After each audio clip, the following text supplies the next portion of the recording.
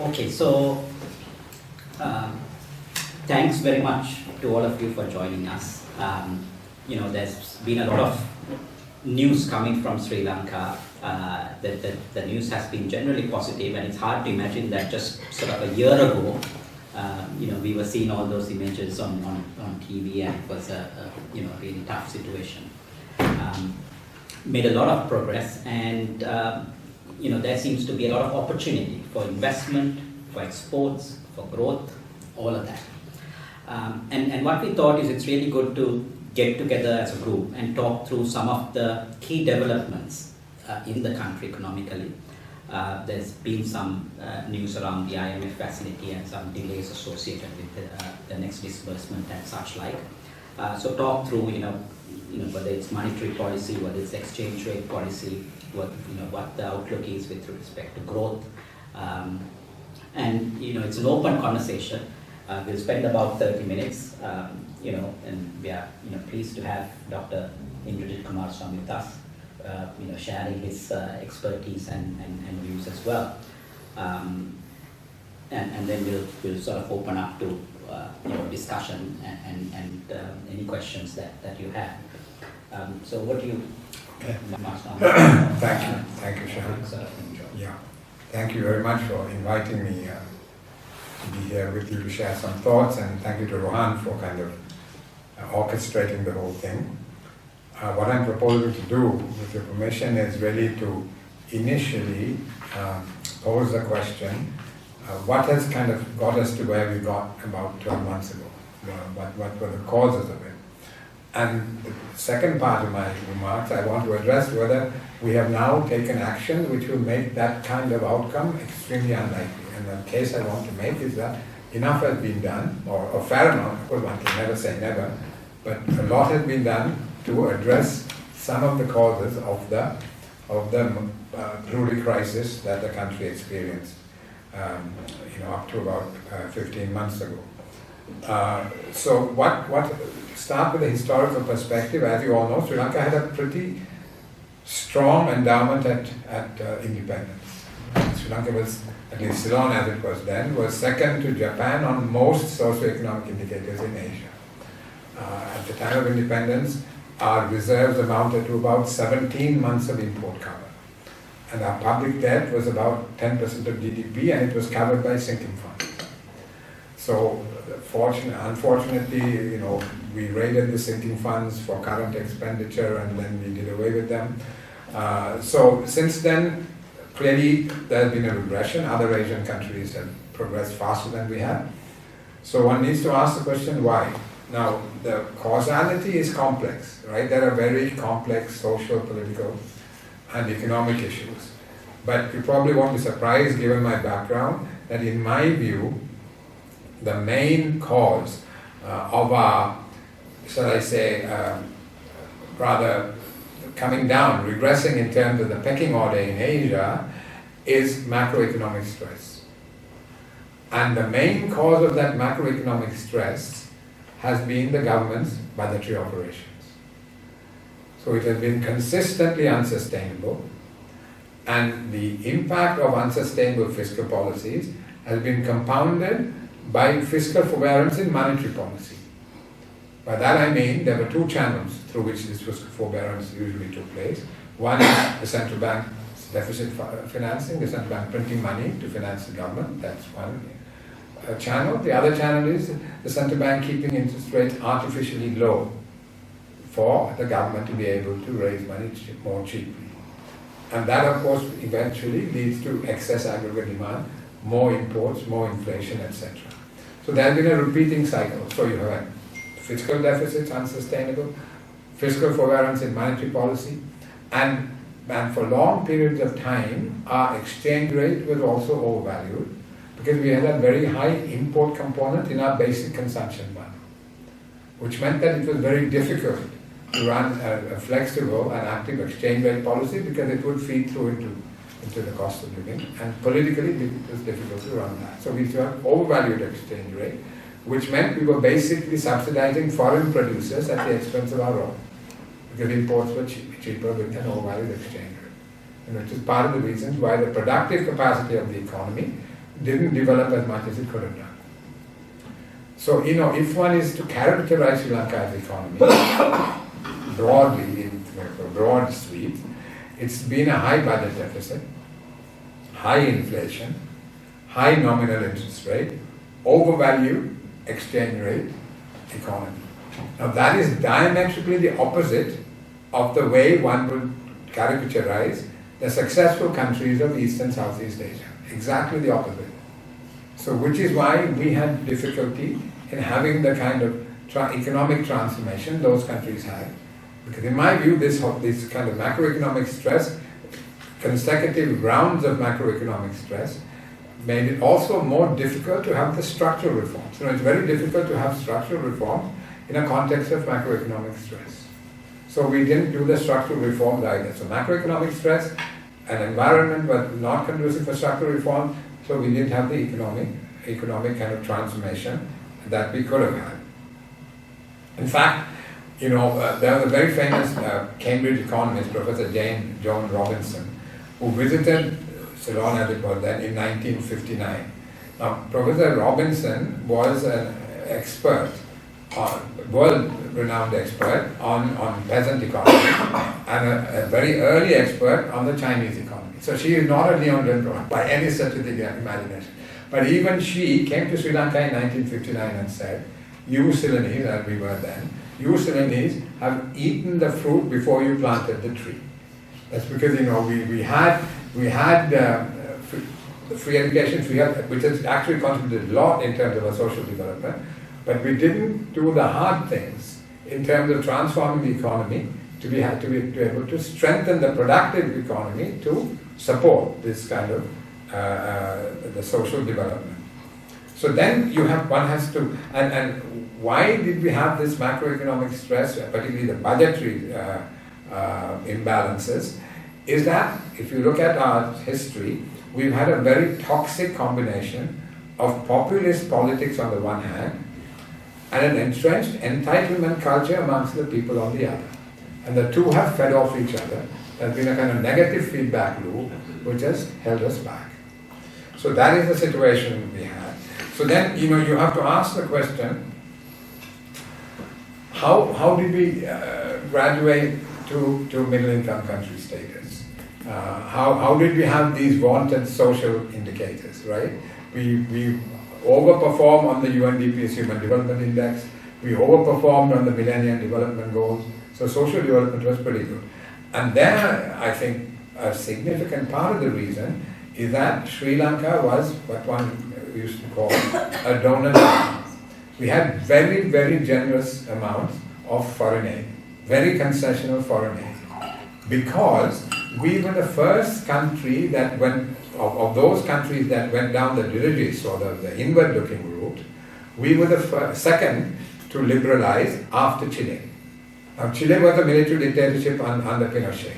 So the traditional donors couldn't hold Chile up as the poster child of our liberal economy and a liberal polity. So Sri Lanka was the poster child, and they gave us lots of foreign aid to help us to demonstrate that that kind of set of policies, that an open economy and an open polity could yield good development outcomes. So we got lots of money that came in, and that actually helped us to actually maintain and improve our social indicators, and also over time for the per capita income to go up and for us to reach middle income status. But that progress was driven by the non-tradable sector. It was construction, transport, etc., which was driving that growth, which got our incomes up, which was fine up to a point, but it was driven over time by, as I said, initially by very concessional assistance. That was fine, we could manage that. But then, as we graduated to middle-income status around 2010, the concessional money dried up. Because once you become a middle-income country, you are no longer eligible for very concessional foreign aid. And when I say concessional foreign aid, about 60% of the money we got or even a bit more, came from the concessional windows of the World Bank and the Asian Development Bank. And we are talking about 10-year grace periods, 30-40-year maturity, administration costs of less than 1%. So that is the kind of money that was being infused into the system, which supported the social development, which also, gave us, and we channeled, instead of using that money to bring about, export transformation and strengthen the tradable goods, we put it into non-tradable goods. And that was still okay, we could manage it. But then once we became a middle-income country and the foreign aid dried up, we had to go to international capital markets. It became what they call a market access country. And that, of course, meant that we had to borrow. We were exposed to rating agencies and to the international capital markets, and that which imposed tremendous discipline, much more worse than the IMF, in fact, because if the rating drops, you lose access to the market, as we found in the last few years. So that was a kind of, and the money we borrowed, if we had used it to put it into sectors which either earned or saved foreign exchange, we would have been able to sustain that level of borrowing. But because we put it into non-tradables, which didn't earn or save foreign exchange, and we were acquiring this foreign debt, which was increasing in time, and in the Q&A session I'd like to develop this more, but because I don't want to take up too much time, I don't want to, because partly I have a self-interest, because there is this critique, and I think the critique which needs to be addressed, that during my time in the central bank there was this high build-up of international sovereign bonds. So I'll explain that during the Q&A, but now I don't want to take up time before that, as to why that happened. But that money basically was not used for the transformation that we needed in terms of particularly export performance, to move to higher value export products, to move to greater diversification of our export destinations. That didn't happen, and we were building up this foreign debt. So that eventually didn't turn out very well. So that's essentially the kind of historical genesis, really, of the problem. But then there were some proximate causes which kind of tipped us over the edge. Because on the 1st of November 2019, the IMF Executive Board approved the disbursement of a tranche under the previous IMF facility, the EFF. So 1st of November 2019, and the IMF would not disburse money if the debt of a country was not sustainable. So on the 1st of November, it was fragile, because I was in the central bank then, it was a very fragile situation, but still it was sustainable. The debt was sustainable in terms of the IMF's classifications. But then by April, May of 2020, after the pandemic hit, and we had these tax cuts, etc., when we applied for assistance under the Rapid Finance Initiative, which was the instrument that the IMF used to support countries for COVID, 94 countries were supported, but we were not. They did, applied for the money, about $800 million, 100% of quota, but we didn't get it because the IMF had deemed that our debt was unsustainable. So between November 2019 and say about May of 2020, hi, you wonder. No, not at all. So you start, but this is nothing new to you, so you know all this stuff. In that period, the debt had turned unsustainable. Of course, the IMF doesn't publicly declare that the country's debt is unsustainable, because then a crisis becomes a self-fulfilling prophecy. But that is why that happened, and we didn't get that money, and so from that time onwards, we had an issue. So I've given you the kind of historical genesis. What were the proximate causes that tipped us over? So one was clearly the pandemic. Some of the causes, there was proximate causes, totally exogenous, not within our control at all. Then, of course, the implications of the Ukraine-Russia war. Again, there was an impact on commodity prices, our import prices, etc. And that was another exogenous factor beyond our control. But there were also some policy missteps on our part. And the two probably most significant was, one was the tax cut. Our expenditure is roughly about 20% of GDP. And our revenue was running at about 12-13%. Revenue by 2022 had come down to 8.2%. So we had a budget deficit of 12%. Now, I think I don't know, the people who advocated and implemented the tax cut, I think the theoretical underpinning is probably these, you would have heard, I think the Laffer curve. Professor Laffer basically maintained that if you cut taxes, compliance goes up, you collect more tax, and also the supply side, there's a supply side reaction as more money is left in the hands of investors. Now, it's arguable whether that works. And the empirical evidence that it may work if you have very high marginal rates of tax. If you have taxes of 70-80% and you bring it down, then you may get the positive reaction in terms of high collections of tax. But our tax at the time was about 30%. And more problematically,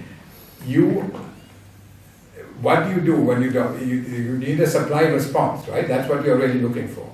But our economy had too many structural impediments to have a strong growth response, strong supply response to the taxes and tax cuts. So it didn't work. So we lost revenue. We didn't get the growth response. But anyway, on top of that, the pandemic hit. And clearly things didn't work out very well. So one was the tax cuts in terms of policy missteps. And the other was the fertilizer ban, the chemical fertilizer ban. Clearly that had an impact on agricultural production. It had 25+% of our labor force draws its primary source of income from agriculture, so it had an impact on incomes in the rural people, and of course number of agricultural imports are still important, but notably tea, but also a number of other agricultural imports. So all that was affected. So that really, it was a perfect storm, basically. And the problem was compounded because by May of 2020, it was clear that the IMF had deemed our debt was unsustainable. But we were hopeful that we could get money from other sources. Remember now, and our rating was downgraded, so we couldn't go to markets. Now we have, I hope in the discussion we can talk a little bit more about why we have to go to markets and what the rationale for that is. But we have to go to markets. Markets were closed, so there was no money to be had by borrowing and issuing further international sovereign funds. And once the IMF was not supporting us, the other multilaterals were not able to give us fresh money. And the bilateral money anyway was other than China. And the Chinese were very, very clever. They did give us some money. The China Development Bank gave us, I think, close to about 800 million, if I'm not mistaken. But then, they was incredibly clever. They gave us a swap from the People's Bank of China, 10 billion yuan, roughly $1.5 billion, but then put a condition saying that we will only use it if our imports, if our reserves had 3 months import cover. If we had 3 months import cover, we wouldn't need that swap, So they essentially, what they said was, okay, friendly country, we must support it, we can't let them down totally. So we will give them this, but we don't want to increase our exposure by 1 cent. That was basically the signal they sent us through this PBOC swap. So all this meant that, we were really in a tight corner. We had a 6-month roadmap that we had, which was put out by the central bank, covering the period October 2021 to March 2022. But that expected money didn't come, simply because there were doubts about our debt sustainability. And so by the 12th of April 2022, we had a situation where our reserves, usable reserves, there was that $1.5 billion worth of the PBOC swap, which was not usable at the time, but usable reserves were literally down to about $25–30 million. And a couple of days after the 12th of April 2022, we had a coupon payment due, about some 130–40 million. So if we didn't declare a debt, I know the governor is now being criticized, I can't understand on what basis. If we didn't declare a standstill, we would have had a hard default within a couple of days. And those who say that we could have got money, I asked the question, there was a roadmap, money was supposed to come in, no money came in, then how do you justify the statement that we needn't have defaulted, we could have got money? It just didn't come. So that is where we were in April 2022. But since then, so let me now get on to talking about the kind of corrective action that has been taken. Tell me when we started, Ron, please. Do you know what time we started? About, I think about another 15 minutes. 15 minutes. 15. Okay, yeah. fine. Yeah. 15 minutes is fine. Okay, sorry. Yeah, okay. 6 o'clock. Yeah. So let me say that. So in terms of correcting measures, I'd like to kind of set out the user framework of the IMF's EFF program. Now, I should say that this program doesn't have much that is new, because the measures that are incorporated in this program were in place in the previous IMF program as well. For instance, revenue enhancement-based fiscal consolidation. The Central Bank Act, the Central Bank Bill, was also under preparation at that time to have an independent monetary policy. On the debt management side, there was a medium-term debt management strategy that was put out. So lots of these things were actually there in place, but still only a work in progress. But then they got disrupted because we had a different strategy. We felt that we could have a homegrown strategy, which was more appropriate for us. But partly because of the pandemic, and partly because I personally think that's not the right way to go, it didn't work. So now we're kind of back to where we were, so to speak, but in the meantime, we have lost a lot of ground, which we have to catch up. So what were the kind of the main pillars of the IMF program? So one is this revenue enhancement fiscal consolidation. All the taxes have been increased. The personal income tax, corporate tax, now VAT, there has been yesterday also it was increased further. From 15 to 18%, it went from 7 to 15 and now up to 18.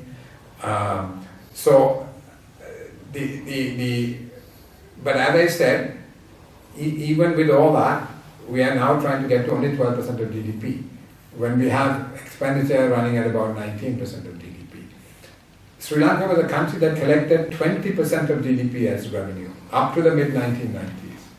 But after that, because of the conflict, we had to give a lot of tax concessions to get projects over the hurdle rate of return. But now that even after the conflict, we kept those concessions on. So there was an enormous leakage of tax. Historically, the tax mainly came from tea, rubber and coconut, taxing those sectors. The surpluses there came down for various reasons. But the new sectors, like tourism, like IT, like the other new, tourism and IT are probably the only two really new sectors. We're not paying any tax. They all had tax holidays. So this meant that, and even after the conflict ended, we were giving these very generous tax holidays. And the empirical evidence is that tax holidays come quite a long way down in terms of investment decision. Now you folks invest. It's much more important to have stable macroeconomics, legal system, stable polity, etc. And tax, of course, nobody says that we don't want the tax holiday, but it comes further down the list. But we have given very high priority to tax holidays simply because we didn't do the structural reforms to make up for it. Because the electricity costs were high, because we didn't do the reforms. We had to compensate for that. Because there is a high risk in terms of policy of unpredictability and uncertainty because of these recurring macroeconomic crises, we had to compensate for that. So really, because we were not having the right frameworks in place, we had to compensate for it by giving these tax holidays, which actually created a problem which is at the heart of the kind of instability in the system now, which is grossly inadequate revenue. But we are on our way back. We are on our way back in terms of the taxes being in place. It's been painful for the people, but so far we are going in the right direction. Then the second thing is expenditure. There is an Expenditure Management Act that's going to come in. And that they are trying to improve expenditure control as well as cash flow management. And they're going to use technology to a greater extent to do that. So that is happening to strengthen the expenditure side of the budget. And price stability, there's a new Central Bank Act, which again almost got through before 2019, but got to Parliament, but we couldn't quite get it through. And that now has a new bifurcated governance structure with a governance board and a monetary policy board. And the Secretary of the Treasury no longer sits on either of those boards. So the fiscal forbearance that we used to have, whereby the needs of the Treasury drove monetary policy, hopefully will be less likely now that there is no Treasury presence in the governance structure of the central bank. So that gives the central bank greater autonomy to run monetary policy driven by price stability. And the regime is what they call a fixed, flexible inflation targeting regime, whereby the government sets the inflation target. At the moment, it's 5%, and there's an agreement signed by the governor and the finance minister that this target should govern monetary policy. And so you have an independent monetary policy, a forward-looking, data-driven monetary policy, and not a monetary policy that is run to get cheap money for the government. So that is a big, big change. The other thing is, by law, there's a bit of a transition period, but after the by law, the central bank cannot participate in the primary options for treasury bills. This money printing, the most egregious form of money printing, is no longer not possible. It's prohibited by law after a period of time. So that also is another major reform, which I think should give us greater stability. And the exchange rate is being managed in a more flexible way, and based on the supply and demand dynamics in the foreign exchange market, rather than, again, having an overvalued exchange rate, which, as I said, subsidizes foreign producers at the expense of domestic producers, and also leads to a depletion of reserves. Because the way you keep your exchange rate fixed is by using your reserves to keep it fixed. And successive governments have depleted reserves, trying to keep the exchange rate fixed. So now we do it in a more flexible way. So the building blocks are in place for a better management of the macroeconomy. And also there is stuff in the Central Bank Act for greater financial system stability. There is a section on macroprudential surveillance whereby there is stress tests for all of banks. They're looking at the asset quality of the banks that are being conducted. They're looking at the capital requirements. And I think there may well be some consolidation of the banks. I think we have something like 12 domestic banks, if I'm not mistaken. I hope I got that right. When an economy like Singapore, which is much larger than ours, I think has 3 or 4. Australia has 3 or 4. Similar population, but a much larger economy. And we have to. So consolidation is necessary, and I think this is an opportunity to do that. And I think the central bank will encourage some consolidation going forward. And in terms of opportunities, that's another thing. The other thing is strengthening the social safety net. Now, people say the IMF is not interested in income distribution and the impact on society. They have set a minimum threshold for expenditure on the social safety net now. And so we have to meet that expenditure. The Aspersimer scheme, the old Samruddhi program was highly politicized by all governments. Basically a lot of people who deserved to get it didn't get it. People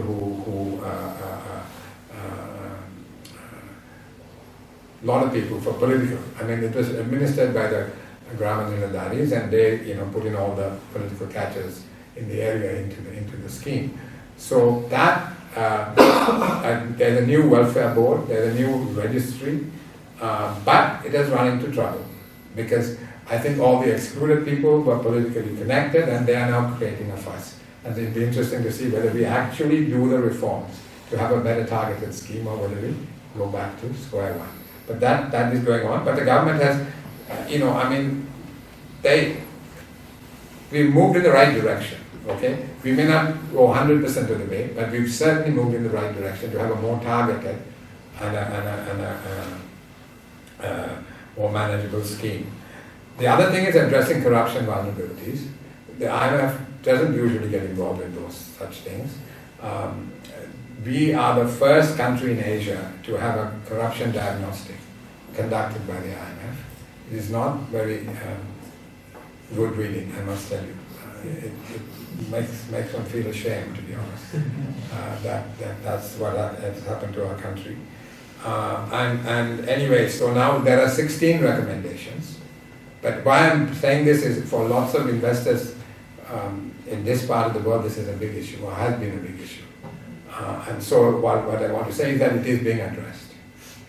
So one is the government has, it's a work in progress, it has not been addressed, okay, let me make that clear, but at least there is some movement.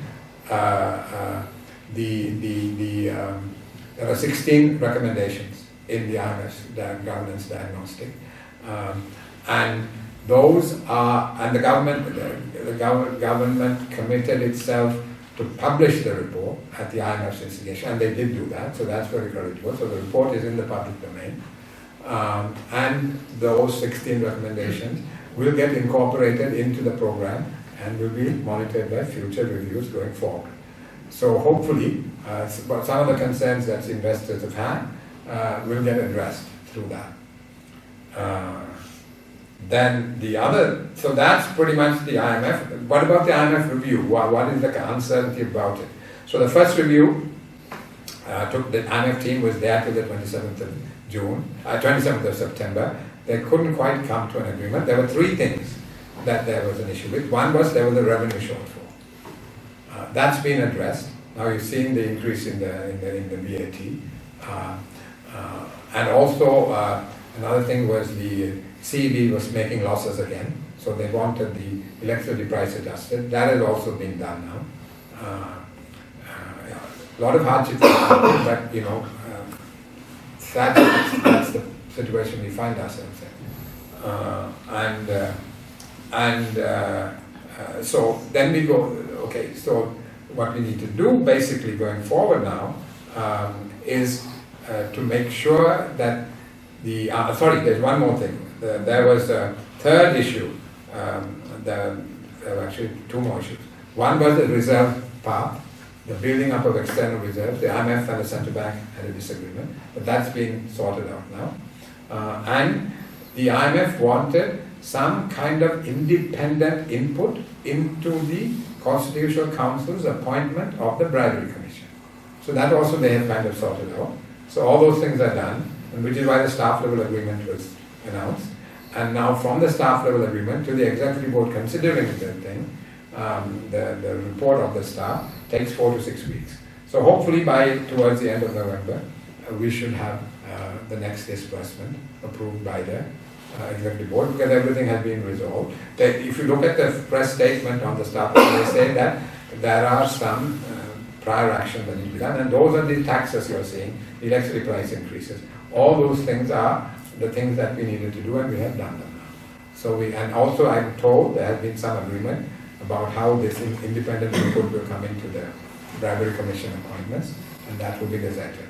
So all that is sorted, so hopefully it will be done. The other part of the kind of reforms is this debt restructuring, okay? So there, the domestic debt optimization, I don't know why this optimization word is, it's somewhat of a misnomer, but anyway, that's what we like to call it. But the domestic debt restructuring or optimization is completed, right? Now, it was controversial because there was a burden cast on the superannuation funds, the EPF, ETF, etc. In the discussion, maybe I will talk a little bit more about that to explain that. That in fact, while it is clearly a burden on the working people, the critique was that the estate workers, the garment workers, their superannuation funds were being taxed, but the rich people were getting away with it. But I will explain during the discussion, if you like, that it's not quite right. There is burden sharing. There are other ways in which the rich people are being hit, and they will be hit even more in the time ahead. So that's domestic debt is done. On the bilateral external debt, again, that is very close to finalization. The Paris Club plus India, Saudi Arabia, etc. is one platform, and they are pretty much agreeable to the proposals put forward by Lazard on behalf of the government. But they haven't announced anything because they wanted to know what China was going to do. The Exim Bank of China is the official creditor on behalf of the Chinese government. And the Chinese have now come to a preliminary agreement. And that agreement has been signed by the Secretary of the Treasury on behalf of the government of Sri Lanka, by the Exim Bank representative, and by Lazards. So the fact that Lazards have signed it must mean that that agreement is within the parameters of the IMF's debt sustainability analysis. And therefore, in terms of comparability with what the others are being asked to do, it should be fine. But the only thing is, I'm told the Paris Club and others were ready to make an announcement in Marrakesh, but one or two of the creditors wanted to see what was in this tentative agreement with the Exim Bank. And until that, they were not willing to make a public announcement that they accepted the terms offered by the GOSL. So I think the thing is that I'm told the agreement has a provision that the information will not be shared without both parties agreeing. So I think we're in the I think even this today, I think the president has spoken to the Chinese ambassador saying, please help us sort this out, get this information out, because it's, it will come out eventually, so that we can move ahead with the completion of the official external debt restructuring. So domestic debt done, official external debt, commercial debt. The official creditors said that they wanted to go first before the commercial. But all the commercial creditors are champing at the bit. They are keen to go. They want to finish it as early as possible. And there, Rothschilds, who are representing a commercial creditor group,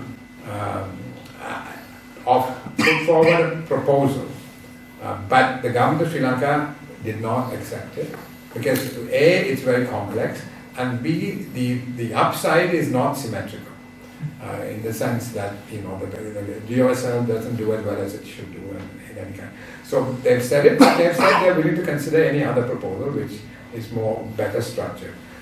So I'm told that there are discussions going on, but it can't be finalized till the official creditors come to an agreement. So, but this is going along. So the IMF agreement is pretty much intact. The debt restructuring is going on, and it will be very surprising if both those are not completed, say by the end of November, hopefully, end of November, early December. Certainly this year we should complete both, and that should give a big boost to both sentiment and confidence, both in terms of domestic investment and consumption, and hopefully foreign investment as well. So considerable progress has been made. So let me now turn. One thing I should say is, of course, the whole poverty thing.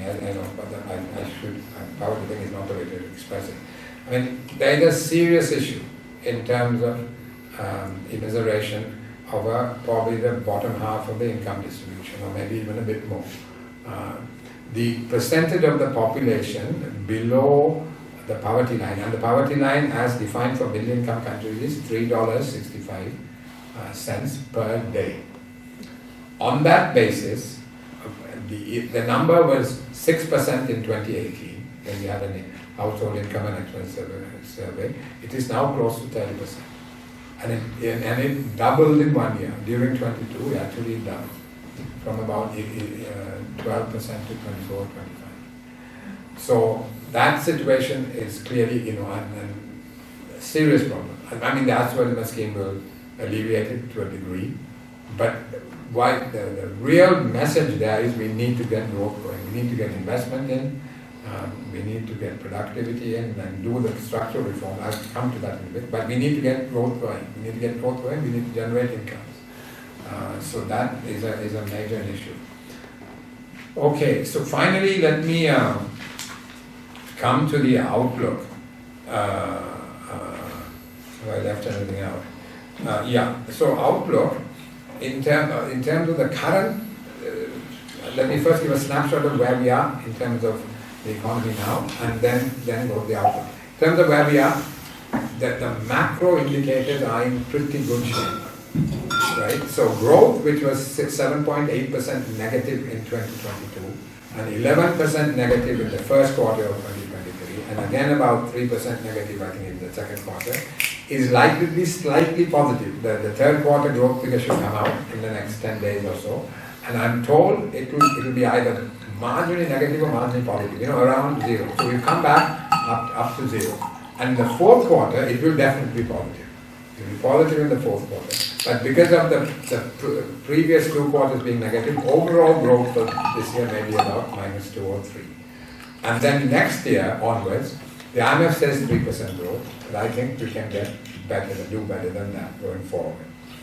So, and let me say something about the structural reforms now in terms of the outlook. There, the government had SOE reforms. So one is the administered prices, and now there's full cost recovery pricing for fuel and for electricity, and competition has been increased in the petroleum sector with now 5 players, right? So you had Petroleum Corporation and IOC there. And now you have Sinopec and an Australian player and a UK and a US player. So there will be much more competition in the fuel sector. And in terms of supplies and things like that, we should be much better placed to not have the kind of supply problems we had about a year ago with more players there, having the command over resources to bring oil in as and when it becomes necessary. Then in the electricity sector, there is a restructuring going on.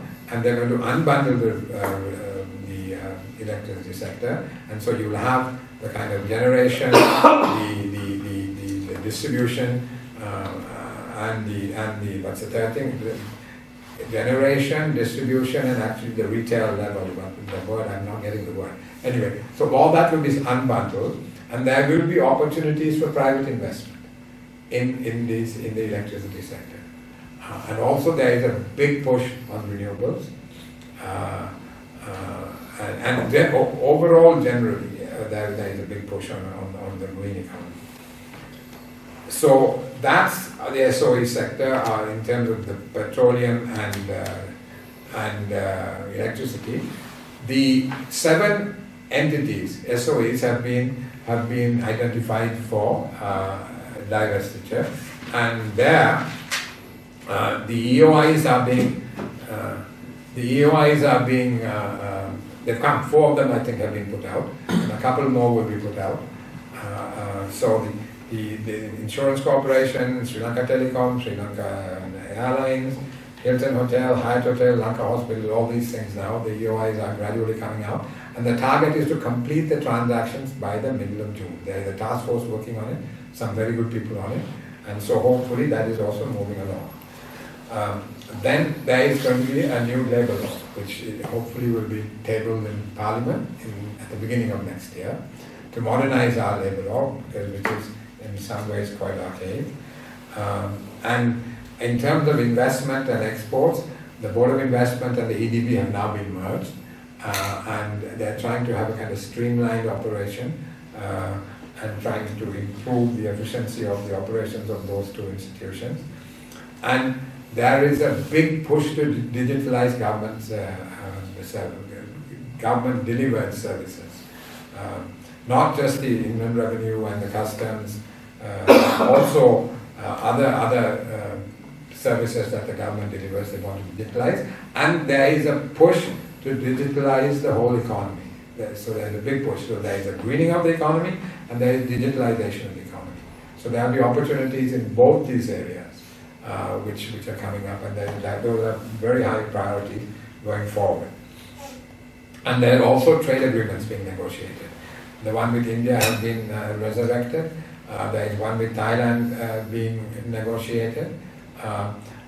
And so, there is, that's clearly a step in the right direction, given the size of our market and what everybody else in the world is doing. We need to sign these trade agreements to expand our market access.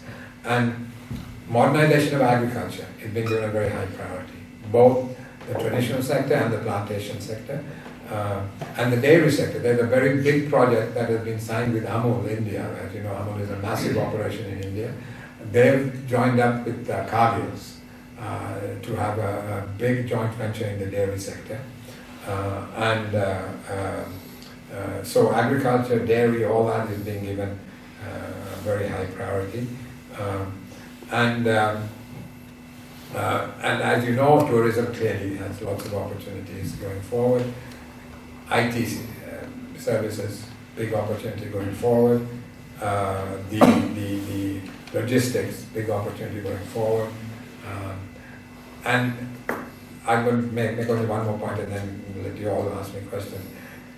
In terms of a kind of a leap forward, a step change, we have, good relations with both India and China, and we need to leverage both. And we need to conduct our foreign. The Deputy High Commissioner would know it's not easy, but we have to conduct our foreign policy in a way whereby we can take advantage of both. And here the challenge is she has served in both countries, the challenge is to make the Indians less suspicious, because they are overly suspicious. There is no two ways about it. And there is also this narrative that Sri Lanka was caught in a Chinese debt trap. There is no justification for that. There is absolutely no justification. Sri Lanka was not caught in a debt trap. We should have been more discerning. I'll talk in the discussion if you want to bring it up.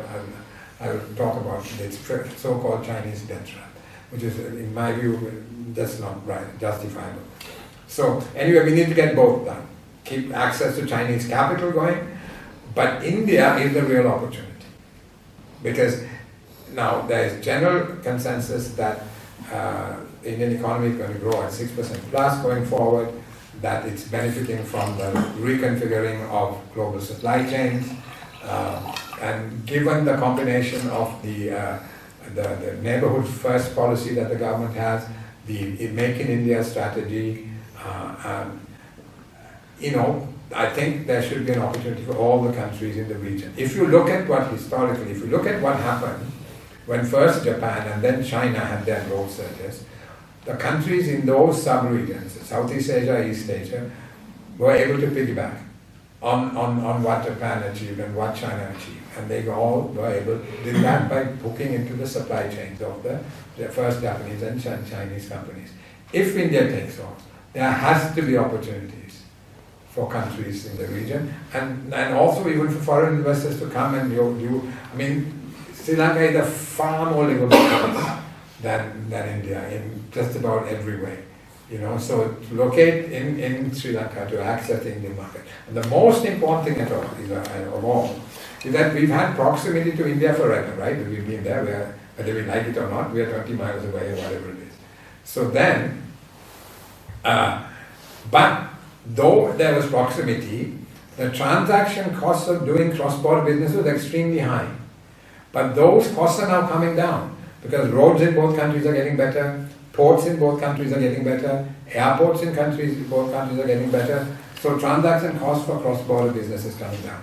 The connectivity is being increased. Ferry services are being restored again. More and more airline connectivity is taking place. And so, really, if we can, and already India is coming in. The renewable sector, in the power sector. Of course, there is a big Adani investment in the West Terminal. So, India is coming in, but we have a real opportunity for Sri Lankan businesses and also for foreign investors to use Sri Lanka as a platform to access this growing Indian market in an environment which is probably much more amenable. I don't know what you two gentlemen think, but I have never come across an expatriate who has worked in Sri Lanka who has found the place disagreeable. Never in my 73 years. So it's a place that expatriates like to live in, and not always to do business. We have not always been easy in terms of the way we do business, but hopefully we are in the process of improving it. We are in the process of improving our macroeconomic policy making by bringing in clear frameworks for macroeconomic policy making and embedding it in law. You know, we had all these things and then we completely changed. But now we're embedding things in law, hopefully, which will make it more stable, and therefore policies will be more predictable and consistent than they have been in the past, because that is a major criticism in the past. So with that, let me stop. I'm sorry I've gone on for longer than I should have done. And I'm happy to answer anything. Yeah, fantastic overview of where we are and the opportunity. Great to hear the positive news that growth is back. Yeah. Completely agree that Colombo is a paradise, right? So I was looking to expat who was living there for a few years this morning, who moved to Jakarta, and he said, I said, how is the move? And he said, oh, so much traffic, so much pollution. Colombo is a paradise in comparison, right? So it's really positive to hear that. We probably have about 35 minutes now, so just open it out to any questions, discussions that anyone wants to raise. Can I just ask you, thank you very much for that marvellous tour of force. Very positive, of course, that you picture in the paper. I mean, what's the bottom line then in terms just simply of current account expenditure and revenue? As a result of all these reforms, what will the picture be now going forward? Are we in balance? Yeah. It will take time to get into balance, but we are on target to hit the IMF path for stabilizing the budgetary performance. So the target for next year, for instance, we're about to present the budget on the 13th, is a primary surplus of 0.8%, right? And well, all these things that have been done, even yesterday in cabinet, on top of everything that has been done in the past in terms of fiscal measures, is to hit that target of 0.8. So hopefully we can hit it. And what has been interesting is that lots of things which were considered impossible to do in terms of reforms that have been going through on the petroleum side, on the CEV side, in terms of taxes, people have shouted, but it has gone through so far. But we need to now produce results in terms of growth. So this is why we need to get through this first review fast and get the disbursement. And by the way, there is 850 million riding on this review. As soon as the executive board approves the disbursement of the IMF 330 million or whatever it is, there is a 500 million more from the World Bank and the NEB. So before the end of this year, we can get 800 million of effects coming into the thing. And all of that will be available as direct budgetary support. The IMF normally doesn't give direct budgetary support, but it is being flexible this time around and allowing us to use it as budgetary support as well. When you see this big gap between revenue and expenditure, but yeah, on track. Thank you for asking a sort of second question. Yeah. I mean, what you described there reminded me and maybe Peter of the sort of UK economy in the early 80s. You're liberalising a number of elements. You're slaying lots of vested interests and helping people. But just as I remember back in the 80s, is the medicine too strong for the people? Yeah, I mean that's a legitimate question. So far, they have been willing to take it. Which is why I think it is very, very important to do two things. One is to get growth going as fast as possible. So the various things that we are doing in terms of streamlining the BOI, the streamlining the EDB,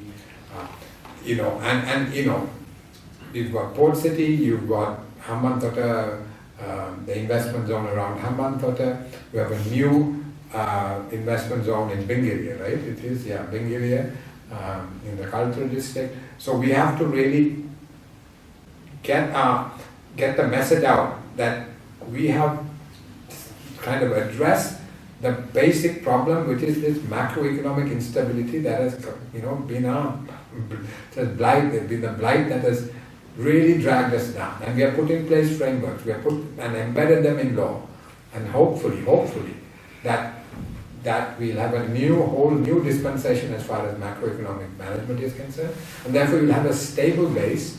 You'll be able to do reforms better, and and really tough things like the law related to the labour. If that goes through, I mean that'd be a major thing. And they say they're going to bring it to Parliament at the beginning of next year, and so it's still a work in progress, right? And I hope and pray that our politicians don't mess it up. The only thing that I worry about is the fact that there's an election within the next 12 months. That is the only thing that worries me. Because otherwise we have already, the president has a plan, he has a vision. One of the things we haven't had is consistency and consensus around a set of policies.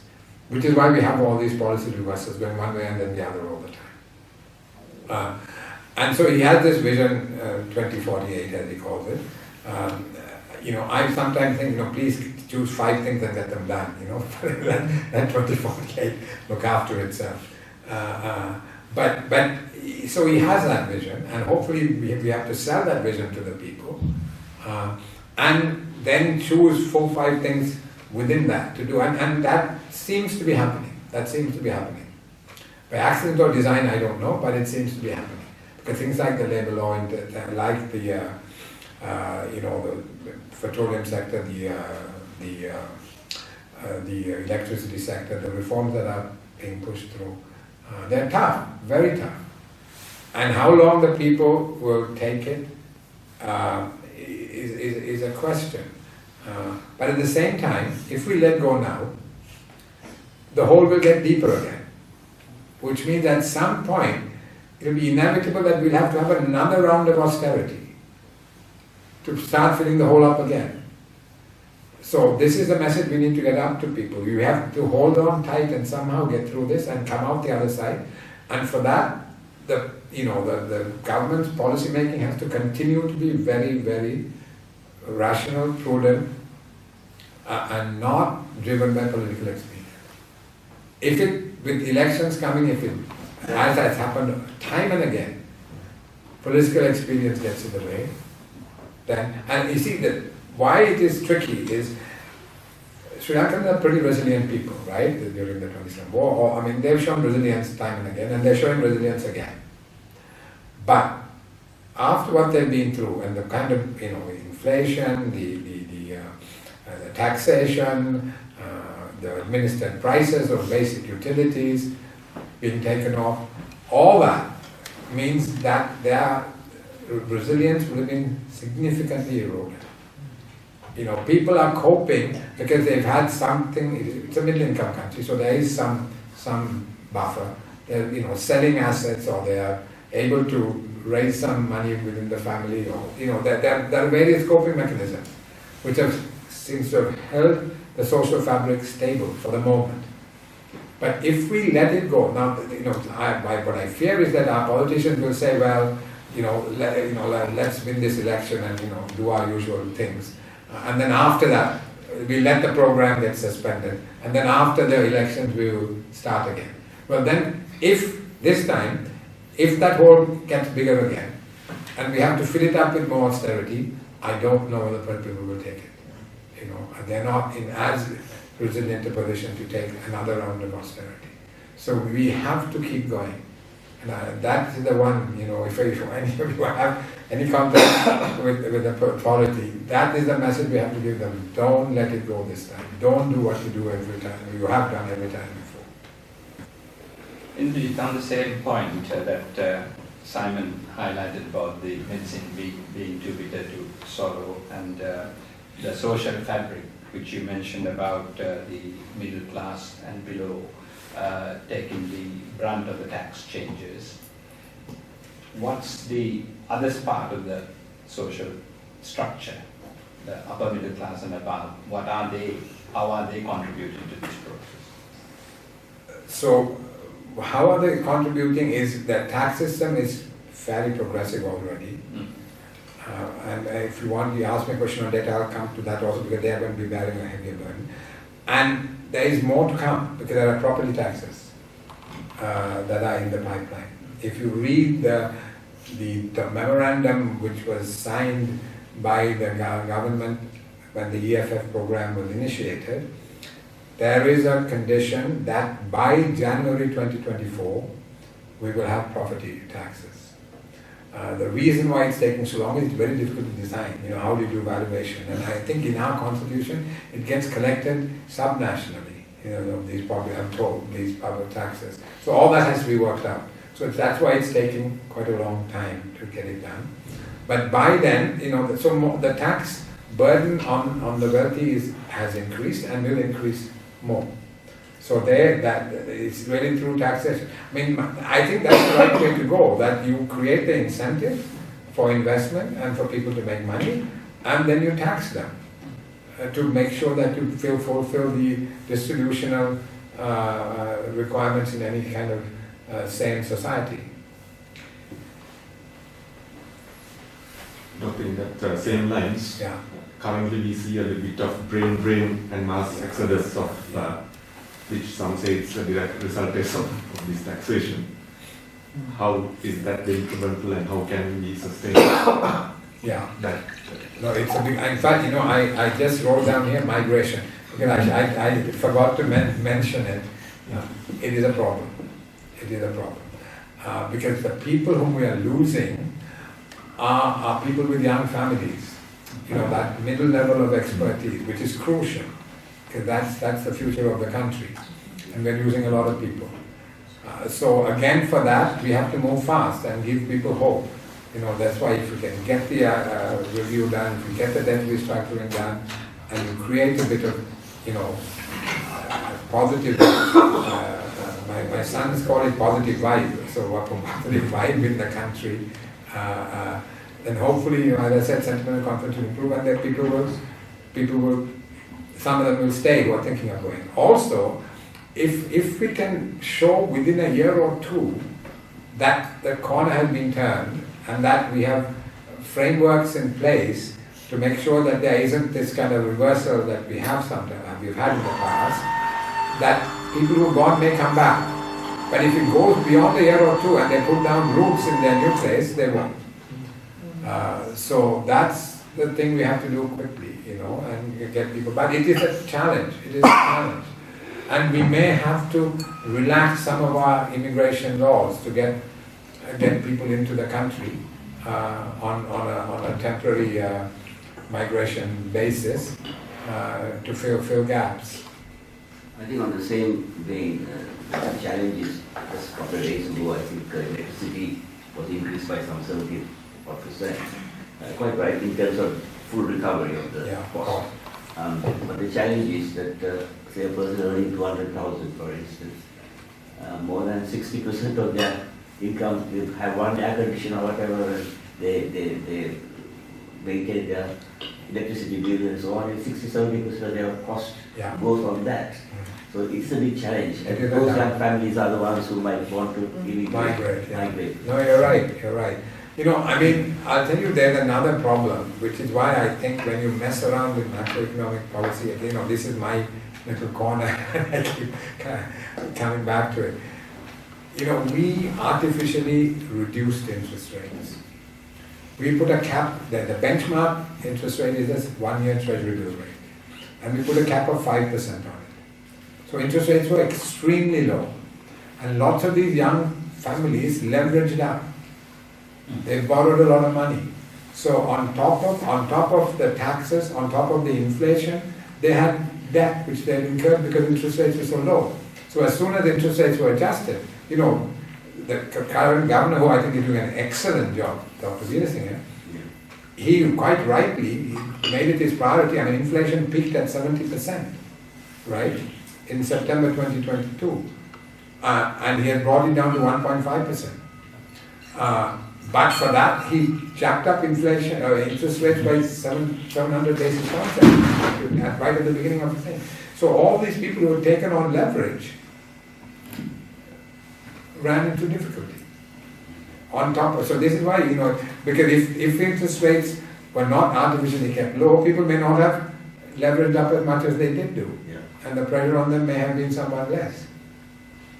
But implicit that the high interest rates are Yeah. also having an adverse effect on the local businesses. Of course. Because they have to borrow for capital. Yeah, And the interest rates are pretty high. yeah. No doubt the inflation has come down, but as a two-way balancing act. Interest rates are coming down. So the prime lending rate, average last week, was something like 13.5%. Average weighted prime lending rate. It was well into the mid-20s. So it has come down a lot. And the treasury bill rate, which was 29% the 1 year, is now down again to 13%. So they are on their way down, and the governor is right on the job. He has told banks he's watching them, and if he will put caps on interest rates if they don't reprice their lending products. It's happening. It's happening slower than I think he wants it to happen, but he seems to be keeping his eye very much on the ball. So interest rates will come down. Yes. Well, thank you for that. No That's problem. very useful. Just one question. You mentioned that there are opportunities with India and China that we should leverage on.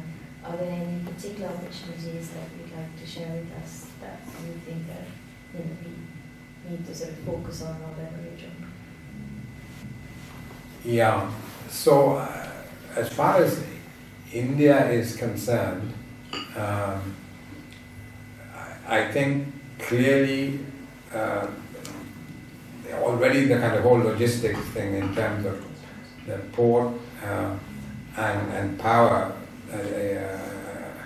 and connectivity, those areas are being looked at, and quite a lot of that is being done government to government. In terms of the private sector, I think what we need to do is to look at these supply chains that are relocating to India, right? So you have a whole lot of reconfiguration going on at the moment.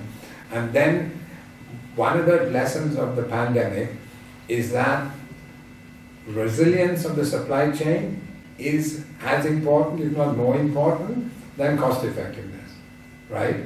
So what you can tell any investor coming into India is, listen, if you want to build your big plant in Pune or Madras or wherever, but have an installation in Sri Lanka as well, so that you have some kind of resilience in your supply chain by having another production facility, so that you have that diversification, which does contribute to greater resilience in the supply chain. So they can put the big investment in India and have an installation in Sri Lanka as well. So that's one way of plugging into that whole supply chain narrative. So it's logistics. It's I think even manufacturing. As I said, people say no, we are a service economy, we can't do manufacturing. But I think if we get into the supply chains which are coming into India, we can do some manufacturing as well. And I think pharmaceuticals is one area that there's a lot of promise. Then agriculture, definitely. And already we've seen this big investment by Amul. But Amul is massive in India. And so for them to now tie up with the car mills, it's a big, that is massive. It's a big thing.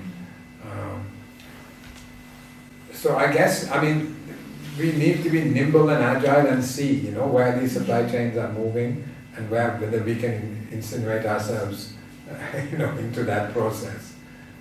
And who within Sri Lanka would be driving such an opportunity, like to identify the opportunities and then get the necessary resources and the planning and Yes, one person. No, I think there's this international trade division which is coming under the presidential secretariat, headed by former DG of the Department of Commerce, Mr. Veer Singh.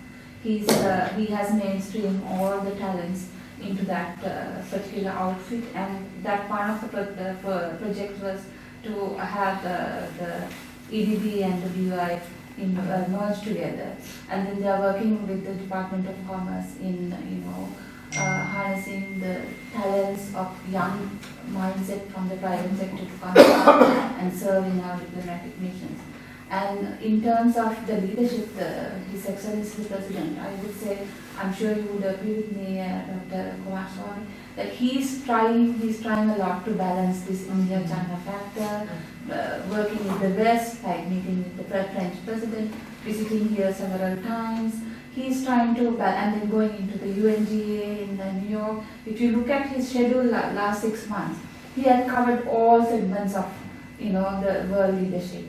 So which is very encouraging. He is a diplomat. He had been a Minister of Foreign Affairs one time in his career as the deputy. So I think it helps him. And then he has a team. In fact, had I known more about this, Mr. Vijayawardene is in town. We could have asked him to come and give some insights about green economy and climate change, because he's taking a pioneering effort, bringing in Eric Solheim and then trying to, direct the economy in one sector where we haven't even thought about. About forest cover, and then how do you actually get into this green economy business. It is a huge industry. It has a lot of money, but we haven't done anything about it. So I'm really hopeful. Yeah, it's interesting you There's a brought great it, opportunity, yeah.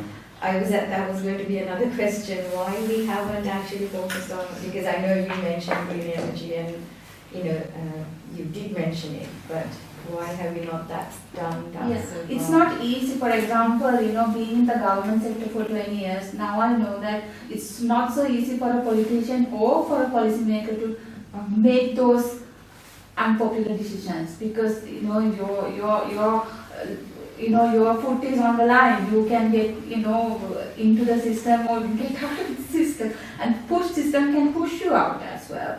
So in terms of green economy, I think the government is really careful how they drive it, because we have this huge mentality of not selling our forest cover, not selling our natural resources. You have to understand all those aspects.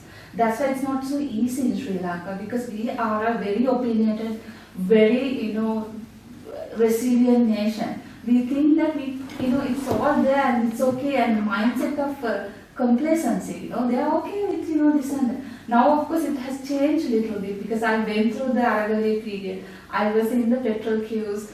It was so hard. 16 hours of electricity cut in 32 degrees of hot weather. It was not easy for the entire family. But then, what it had done to the people is that they are not complacent anymore. Exactly. Some people are trying to work 2-3 jobs actually. Now I know, not anymore. Oh, my wife is at home. I can drive a 3-wheeler. Not that. That mindset has totally changed, and they are more careful in terms of wastage as well. You don't see people wasting too much in Sri Lanka now, because the life is difficult. You have to have 3 meals. If not, you cannot survive. You have to feed your kids. So having a free education system, free healthcare system helps to keep this mindset little bit, attuned to the system right now. Because if you don't have the medicine and the education free in our country, others will be, there will be a massive problem. So, thank you for the positive outlook. I also feel that we are going into the right direction. Hopefully next election will elect people who deserve to be elected, and who will give us the leadership to drive this into a better place, because you have a lot of talent in the public sector. And here in the High Commission, we are trying to do a lot for tourism promotion, because 11% of the arrivals of 1 million tourists are from the UK, so we are trying to revive tourism sector and product introduction. There are a lot of problems, because if you introduce your product, to keep that coming into any country, any market, say Middle East or India, we need to have a massive production system. It's not there. When I was in China, one of the biggest issues is like, how long can you give us this product? Is it one container and then finish, or you need to sustain that? Yeah. It's a huge problem in our country because there are no massive productions. We don't have. We have very medium to comparative to India and China. We have very medium to basic level manufacturers in Sri Lanka. To be honest, if it's not a niche product, like a luxury product or something that we have catered for, if it's not a niche product, the massive production is really, really small in scale. And we are nothing comparatively to other players in the market, so we are not even considered sometimes. So it's really tough. Yeah. So let's hope for the best. I am in the government sector, I'm remaining in the government sector for next so many years. So I want to make my country develop, and being in Shanghai as a consul general, I saw 20 million people, massive infrastructure, and it's so developed. It's a smart city. Everywhere you go, it's all connected. And we are 20 million people, entire country. So we can do it if you all come together. I mean, this is a point that I totally agree with the Deputy High Commissioner, because, for example, Shanghai, those areas, that's completely cashless society, but here we have 20 million people here in Sri Lanka, and we are going towards digitalization, but it has to be fast forwarded. And also the point that you made, Deputy High Commissioner, about the supply chain, I think you will agree with, and there are people here in the supply chain system, where the consistency and the continuity of the supply is a challenge for all of us. If you ask for 2 crates of whatever or 100 crates, we can supply that. But if you say 2 crates every month for the next 5 years, we can't do that. I think that is a problem there, and we have that experience here as the chamber as well. But the Deputy High Commissioner really touched on what has been the big problem in terms of supplies. If you look at a country as small as Singapore or as large as China, and now say Vietnam, FDI has played a massive role. That's how you get scale, by getting foreign investment in. Now but our FDI performance is, appalling. When you think about it, it's absolutely appalling. So partly it's this, again, I go back to my macro instability and all the hassles you get, the stress, and our mindset. And I think what, the old saying, don't waste a good crisis. And so this is a real opportunity for us to change people's mindsets, and it is changing. We never thought some of the things that have been done now, but people will accept it, right? We thought they'd be on the roads, there's no way, but they have. And I think because they've been through what they have been through, and they realize that something has to be done to change. And that's happening, and hopefully it will also, we have to supplement our savings with foreign savings to create the kind of supplies to have a successful export performance. And that we have to do.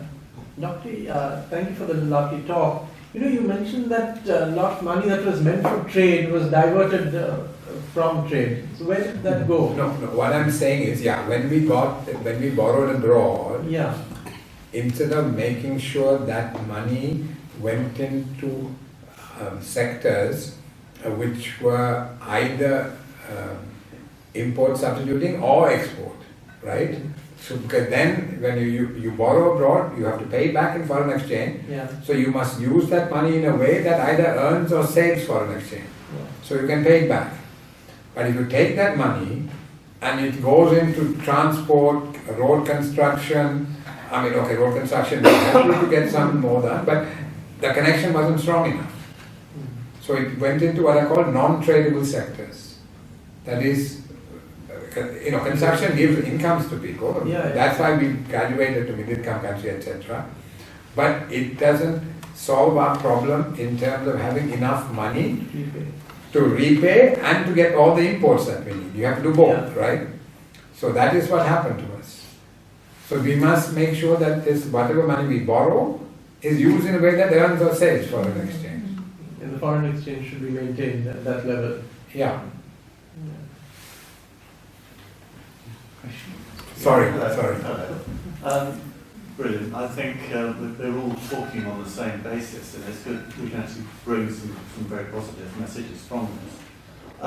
The question I had, you've touched on already, is to do with the social restructuring that I think is going to be happening in Sri Lanka. I mean, there are loads of opportunities, we've been talking about them. As I remember it, as some of the figures I've seen, the government sector is a huge employer, and that's one of the areas that needs to be cut back in private expenditure. So that's going to free up a lot of manpower. And my question really is to do with retraining. Is there a long-term vision for retraining that manpower so that the whole economy can move forward in the right direction with production, well, food production in particular, the whole world needs food production, and commercial production, green economies, there's all sorts of areas that manpower needs training in. Do you think that the program's in place for that? I think over time, yes. I know that it's in the president's head. At the moment, I don't think he's articulated it because I think it'll create another layer of uncertainty, say that you're going to cut the public service. But he realizes he has to, and he will. You see, we have another problem in the sense that we have had our demographic transition. We've started aging before we had a full economic transition. Normally, the aging process comes after the economic transition, and as countries become very wealthy or more wealthy, the population begins to flatten out. But in our case, because we did such a good job of educating the girl child, this is something Sri Lanka has done remarkably well. We've had voluntary family planning programs, which have been tremendously successful. And we've started this aging process at a much earlier stage of, in terms of our development. So when that happens, you can no longer drive growth through labor augmentation, by just adding people and getting more growth, which is what now, for instance, during the conflict, we were able to average 4.5 or 5% growth simply because that we were getting our demographic dividend at that time. We were adding more people to the labor force and it was giving us more growth. Now that has gone. Okay, we can get increased female labor force participation. They're trying to do that because it's very low. That's one way of making up for it. But what I'm getting down to is that now we have to drive growth through productivity increase. It's no longer through labor augmentation. Now for that, we now have two large wells of low productivity. One is the public service, where we have, I think now about 1.3 or 1.4 million, I think, right? 1.2. 1.2 now, it's come down. So then it has come down because it was 1.5 at one time. Just to add, one of the procedures, the measures that the government has taken to address this huge public sector is that they introduce a scheme where anybody can go for 5 years leave without actually losing the seniority. So what happened was that most of the talented public service, they were all leaving the country, and they had to then reintroduce the circular saying that, if you can leave, but still you will lose the seniority, which discouraged again. So I think I think they're trying to address this issue because most of the graduates who are recruited as development officers, who are in the lowest level, are massive, and they are also trying to leave for higher education and foreign employment. But overall, they have ceased all the recruitments. Yeah. Nobody can recruit anymore. So all, frozen, and also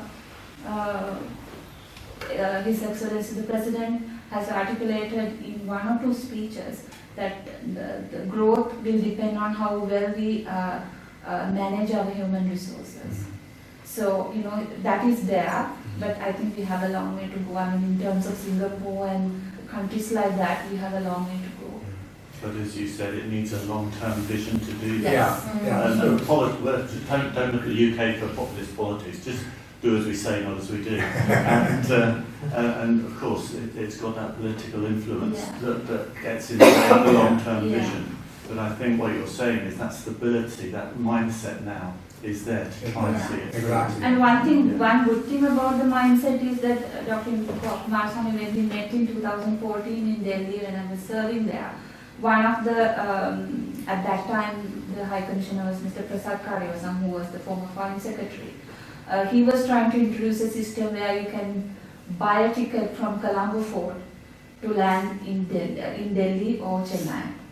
And we were trying to introduce the ferry system and everything. He said, if we can do that, if we can have such a connectivity with such a massive economy without feeling so threatened about it, that will be one of the measures that as a country we have taken to move forward. And it has happened right now. About 2 weeks ago, we opened the ferry service from Kankasuthure to the Dhanushkodi, where people can actually buy a ticket from Colombo, go to Jaffna, get the ferry and land up in Chennai. So I am feeling encouraged because 10 years ago it wouldn't have been possible, because just after the war with all sorts of mindsets we were in, it was not possible for us. But now it's changing, nobody is questioning. I thought there will be rallies in Sri Lanka against this, saying that India is encroaching us. Not anymore. And in terms of port city also, what I understand is that most of the investments are going to come from India. Well, I must tell you that when I was in the central bank, the head of China Harbour at the time, who was, they were doing the port city, he saw me twice and he said, "Can you please help us to get Indian investment?" Absolutely. And the Indians are paranoid, but the Chinese are open. They say, "Look, get us some Indian investment because this is not going to work without Indians. They are smart enough. They are driven by commercial interests. This is something I've learned.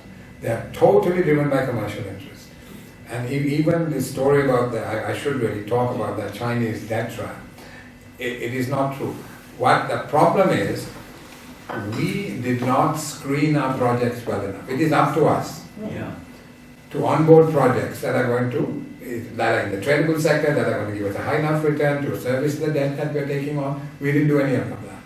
We basically, the cost in this corruption diagnostic, the cost per kilometer of road building in Sri Lanka is 3 times the international norm. Under, both sides, not one government or the other, under both sides.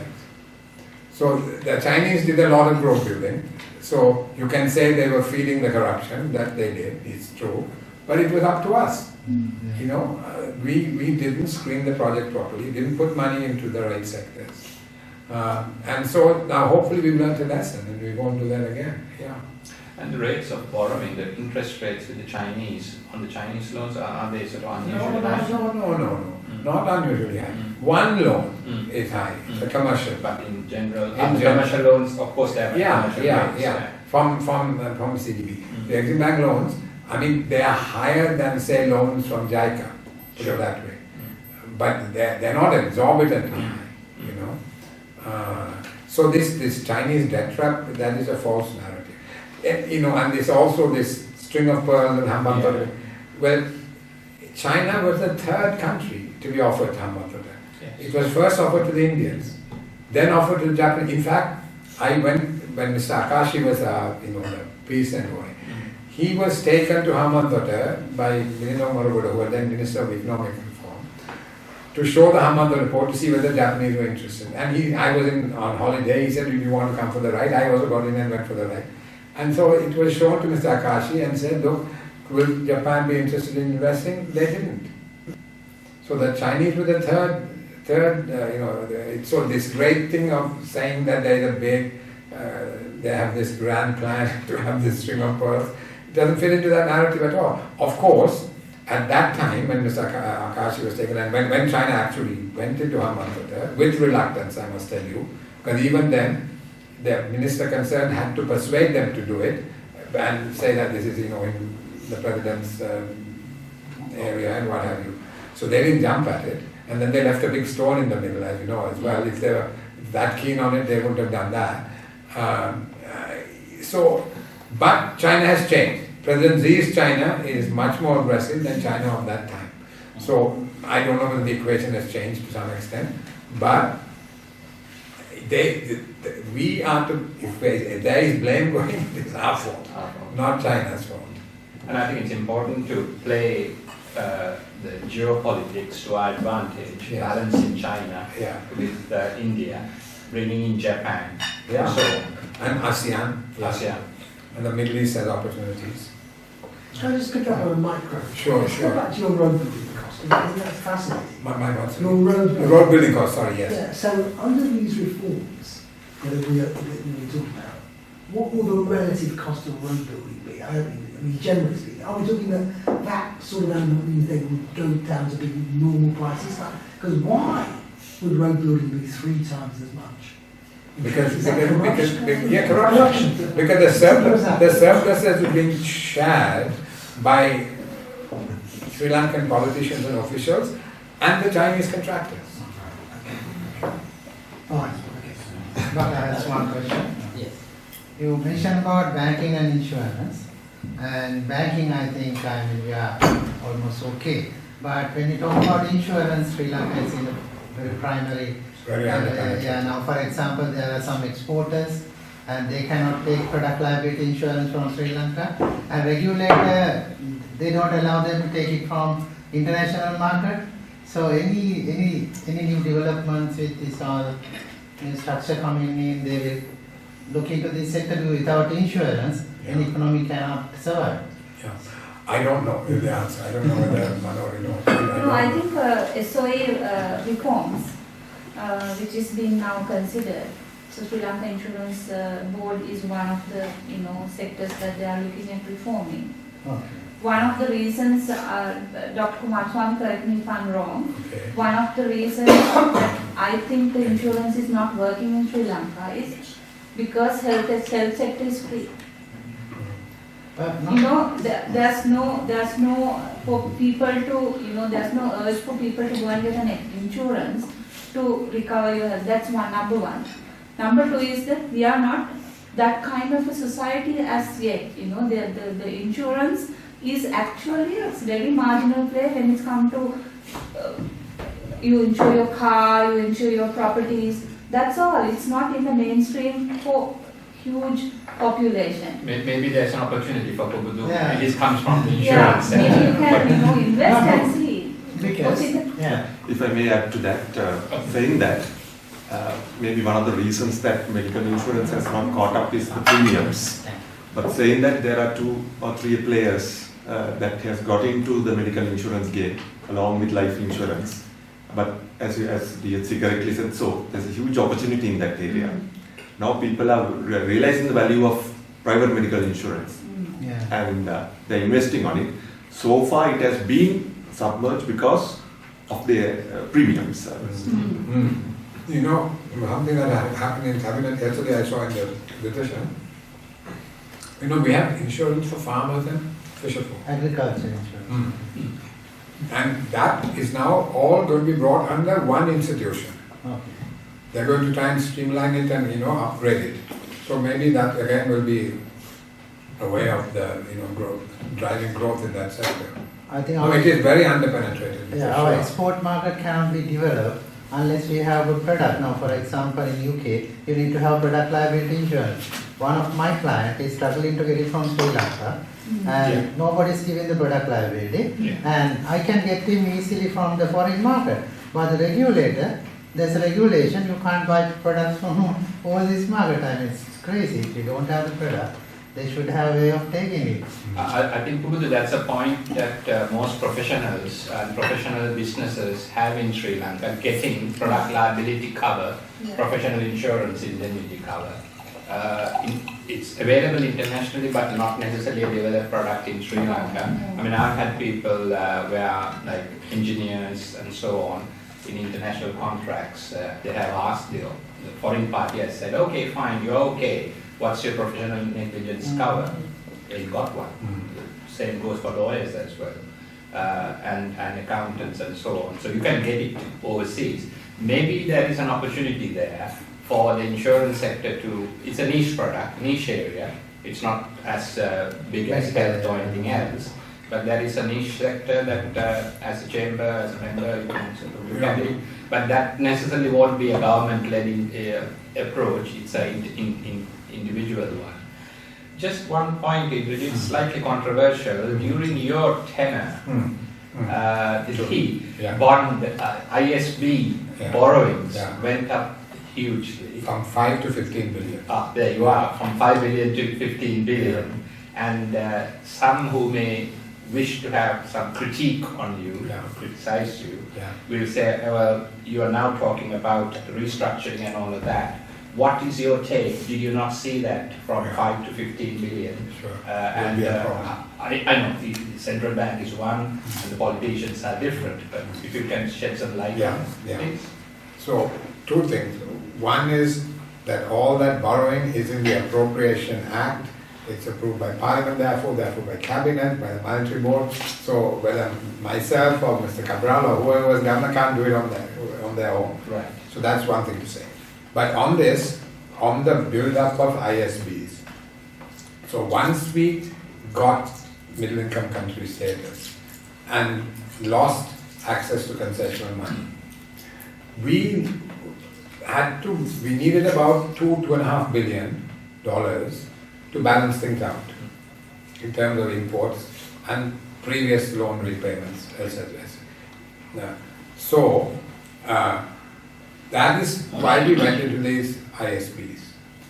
But that increase from 5 to 15, 5 billion of that 10% delta was because we switched to more stable and longer term instruments. At the beginning of 2015, short-term swaps amounted to 2.5 billion. We brought it down to about 500 million. So about 2 billion of this 10 billion increase was really just switching that instrument. In addition, there was 3.5 billion of highly volatile portfolio capital flow into our government securities, into our rupee securities. That is, deadly money because they just fly in and out. Now, of that 3.5 billion, 2 billion belong to just one party. I see. Because they had been reassured that the exchange rate could not be moved. Now, we were not willing to give that assurance. Because, as I said, overall exchange rate means that we are subsidizing foreign producers at our producers, so we were not going to do it. So once we were not willing to do that, they started taking that 2 billion out. Now, our daily turnover in the foreign exchange market is between 50 and 80 million. So imagine, at the time I entered the central bank, there was 2.5 of the 3.5 capital one. 2.5 billion went out. It just was impossible to manage. It put enormous pressure on our exchange rate. Enormous pressure. So we let it go and we reduced there was a cap of 12.5% on that type of borrowing. We reduced it to 5% and brought it down from 3.5 billion to 600 million. So 3 billion of that increase was again switching instrument. So of the 10 billion delta, 5 billion was really in a way improving the structure of our debt to longer term instruments and more stable instruments. Then also in 2019, we normally borrow about 2 billion a year. In 2019, after we went to the market as we normally do at the beginning of the year, in March we got 2.5 billion, so that was all settled. And then we had the Easter bombings, and it was very clear that the government was going to change. And there were also serious doubts, and it was clear who was going to win. You didn't have to be Einstein to work out who was going to win the next election after the Easter bombing. And that new government was going to probably not get out of the IMF program, and we would have difficulty in maintaining our rating and accessing markets. So here I have to put up my hand up. I persuaded the Monetary Board that we need to go to the market again and build up a buffer and get an additional 2 billion and leave it in our reserves so that and give the new government time to come and then get away from the IMF, do things, and then go back to the IMF later on. But we had to give them at least about 2 years to do all that and have enough reserves for that buffer. So we borrowed another 2 billion as a proactive way of managing what was going to be the politics, impact of politics on economics. So that of the 10 billion, 5 billion is instrument switching, 2 billion is second borrowing. The other 3 billion was, Verite have done some research, that of all the money borrowed, foreign money borrowed in between 2015 and 2019, 87 or 88% was to repay previous debt. Yeah. So we had to, that's how it went up. So 7 billion, 5 billion is instruments to take, 2 billion is the second borrowing to give us a buffer, and and if we didn't have that 2 billion, we would have crashed quite a bit earlier than we actually crashed. The other was, we had to pay back the previous debt. But we were very clear. In fact, the Public Finance Committee, they got very upset. I said, as a country, we're a giant Ponzi scheme. We are borrowing to repay our debt. Absolutely. Yeah. And then we have to get out of it. And the way, and if you have insomnia, I recommend you read the medium-term debt management strategy that was published in March or April of 2019. Just Google it, Sri Lanka medium-term debt management strategy, it comes up. So we realized the problem. So we had and that debt management strategy had 3 pillars. One is to gradually reduce the dependence on external borrowing. You can't do it suddenly because you have a rollover problem. Because remember, we are borrowing to repay. So if you don't borrow, you are in trouble. Yeah. So you have to only gradually reduce it. You have to keep borrowing to repay. And second, to increase the maturity. And that's what some of the things that we did, I was telling you about. And the third thing is to pay off all short-term, less than 12 months borrowing, swaps and things like that, to get rid of all of them. So those were the 3 pillars. And at the same time, to have a primary surplus in the budget so that you're not adding on to your debt stock year by year. You see, but the primary surplus is total revenue minus all expenditure excluding interest payments. So if that is in surplus, you're not adding on additional borrowing to meet that current year's expenditure. So that was basically the strategy, but for that you needed time.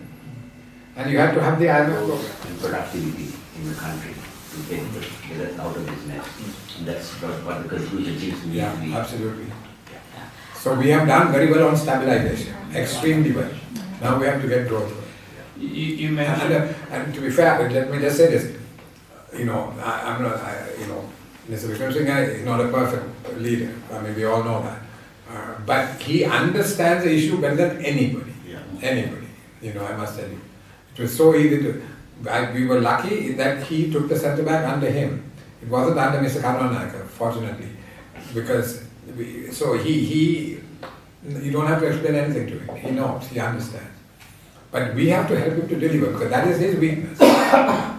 He's not good at delivering, and so everybody has to get around together and help him to do that. Perhaps a final question on the point that you mentioned earlier, Indrajit, about the primary surplus. During your tenure, there was a primary surplus, and that was... That's thanks to Mangala, not to Mangala. But it happened. Yeah. Now, we lost that went into the Aragale and the crisis and all of that. Yeah. Have we now developed, or do we have a primary surplus now? Yes, we had to have a primary surplus for the first review, and we got it. The IMF is not 100% happy because they said we have achieved the primary surplus by cutting capital expenditure rather than increasing revenue now. That's why there was a revenue shortfall. They're saying no, when you have no growth, you shouldn't be cutting capital expenditure. Do it through increasing more revenue, which is why we have done these things in the last couple of days. Okay, I think, thank you very much, Dr. Coomaraswamy. That was, I think we can go on for another hour if we had time. Very interesting discussion. Thanks very much. Deputy High Commissioner, thank you for attending as well, and some, very, very useful thoughts and lots of very important important views. contributions. We really appreciate you joining us at the end as well. And of course to everyone here. Now we are planning another event at the start of December. At the moment we are thinking about focusing on tourism. We'll touch base with you as well with Sri Lankan Airlines also involved. Look forward to meeting again and your support. Thank you.